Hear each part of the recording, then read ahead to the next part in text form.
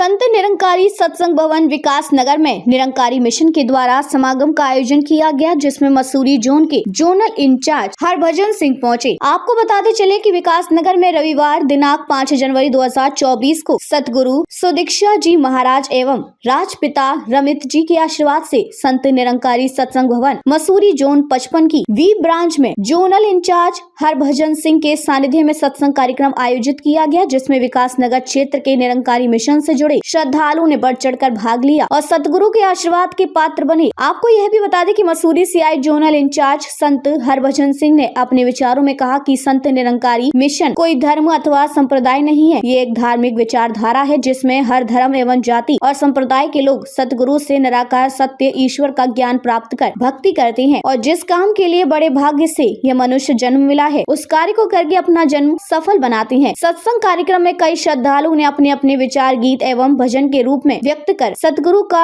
यशोगान किया। सत्संग कार्यक्रम में पहुंचे जन संघर्ष मोर्चा अध्यक्ष एवं GMVN के पूर्व उपाध्यक्ष रघुनाथ सिंह नेगी ने भी अपने विचार व्यक्त किए और संत निरंकारी मिशन द्वारा आध्यात्मिक विचारधारा के साथ साथ समाज कल्याण के क्षेत्र में किए जा रहे कार्यों की प्रशंसा की। इस अवसर पर सविंदर कौर ब्रांच के मुखी महात्मा Narendra Kumar Rathore, Shashi Kapoor, committee member BK Padra, Vikram Singh Rajwad, RP Hingwad, सेवा दल अधिकारी विनोद पठानिया, राकेश कुमार, सुनीता आदि सैकड़ों महात्मा उपस्थित रहे। नव वर्ष 2025 का ये पहला इतवार था और यहाँ के मुखी महात्मा का आदेश हुआ तो यहाँ आकर बहुत अच्छा लगा। कुछ पत्रकार बंधु और हमारे रघुनाथ सिंह नेगी जी के भी दर्शन हुए और वहीं साध संगत के दर्शन हुए और सभी साध संगत को नए वर्ष की बधाई भी और शुभकामना भी दी गई।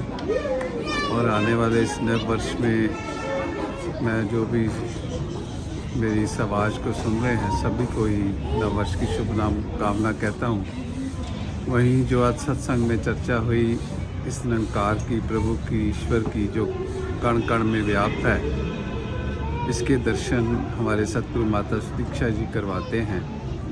साथ ही जहाँ दर्शन करवाते हैं हम सबको एक सूत्र में बांधा हुआ है, वहीं हमारा जो निरंकारी मिशन है समाज सेवा में भी अग्रणी है।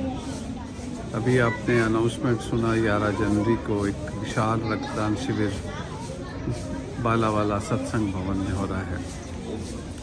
सिर्फ बालावाला में नहीं, हमारा उत्तराखंड के कोने कोने में जहाँ भी भवन है इस तरह के आयोजन होते हैं। और रक्तदान शिविर ही नहीं, सिलाई कढ़ाई सेंटर, डिस्पेंसरियाँ और अभी एक बहुत बड़ा हॉस्पिटल दिल्ली में बनने जा रहा है जिसका उद्घाटन स्वयं हमारे सतगुरु माता सुदीक्षा जी 13 मार्च को करेंगे।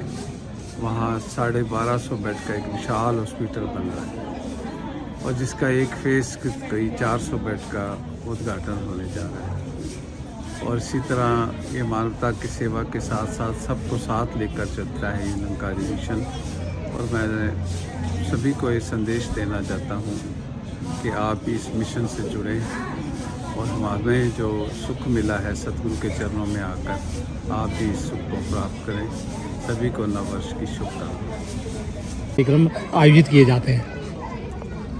उद्देश्य यही है कि हर रविवार को हमारा हर भवन में देश विदेश के कोने कोने में हर रविवार को रविवारी सत्संग होता है, जहां हम मिलजुल कर बैठ कर हरि यश गाते हैं। क्योंकि कहा भी है पहले दर्शन फिर कर प्रीति, फिर चाहे कोई जाप करे, कहे अवतार बिना रब वेखे, जाप नहीं विलाप करे। और भी हुजूर ने लिखा है मेरे सजनों वो एकत्रित दाता के गुण गाया। तो हम सब एकत्रित होकर इस निरंकार प्रभु परमात्मा को अंग संग देख कर और इसकी चर्चा करते हैं और आपस में मिलकर बैठते हैं तो हमारा विचारों का लेन देन होता है और हम सब गुरु दर पे आते हैं, शिक्षाएं लेते हैं, जीवन को जीने की कला सीखते हैं और भक्ति के मार्ग पर क्योंकि कहा है भक्ति लोग अजय न समझे, रब नू पाना पड़ते। तो रब को पाना कैसे है? जो रब में गुण है, जो मालिक में गुण है, उन गुणों को ग्रहण करना है और उन गुणों को ग्रहण करके अपनी गृहस्थी को अपने समाज को, अपने देश को एक सुंदर सपूत बनाना।